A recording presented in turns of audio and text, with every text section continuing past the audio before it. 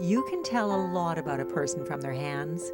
In Jenny Stewart's case, you can tell she was married. You can tell she's lived a long life.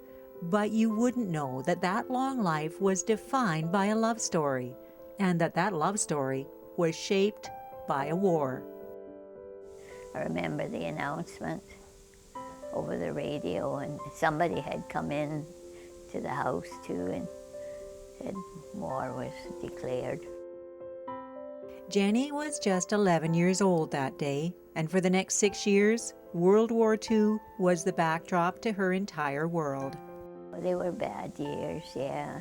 The rationing, the blackout, although we were very fortunate in Scotland. It was England that took the hammering. Now, there may not have been bombs dropping on Jenny's village, but pretty much everything else changed. And as she began to grow into a young woman, well, Jenny couldn't help but notice all the young men in uniform. But they used to march through my village every morning, you know, and the first lot of fellas or soldiers over there were Canadians. But that's not where I met mine. No, that wasn't where she met her Canadian soldier. Walter Stewart was the brother of a friend of a distant relative, and although he was stationed in England, their relationship blossomed quickly. Especially after Holland was liberated, they knew that they would be going back to Canada.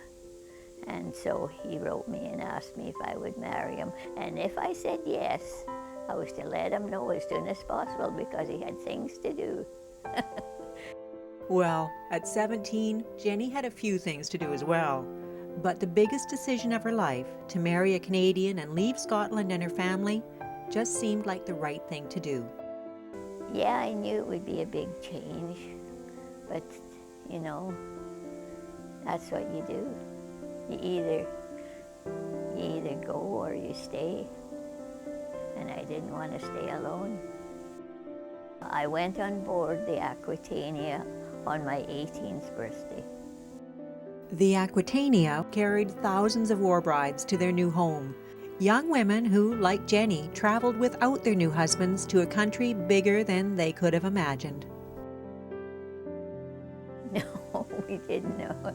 We docked in Halifax, and the tremendous days on the train to Saskatoon was unbelievable. I mean, we don't have that in Scotland. That was August. It was very nice until winter came. Yeah. The snow, the amount of snow, and the very cold weather. Yeah, I wasn't used to that in Scotland. But you adjust. Jenny was one of nearly 45,000 war brides who came to Canada during and immediately after World War II, most of them staying and raising families in their new home. And as hard as it is to imagine the challenges they faced, most of them, like Jenny, still see it as a grand adventure. Oh, I would never have missed it. No. My husband was a great fella. And I loved Canada from the minute I came. I wouldn't have changed it for the world. To find out more about this remarkable group of women, visit CanadianWarBrides.com. Or better yet, the next time you meet a lady of a certain age with just the whisper of an accent, ask her to tell you her story. You might just be surprised at what you hear. In Port Alberni, I'm Nancy Wilmot.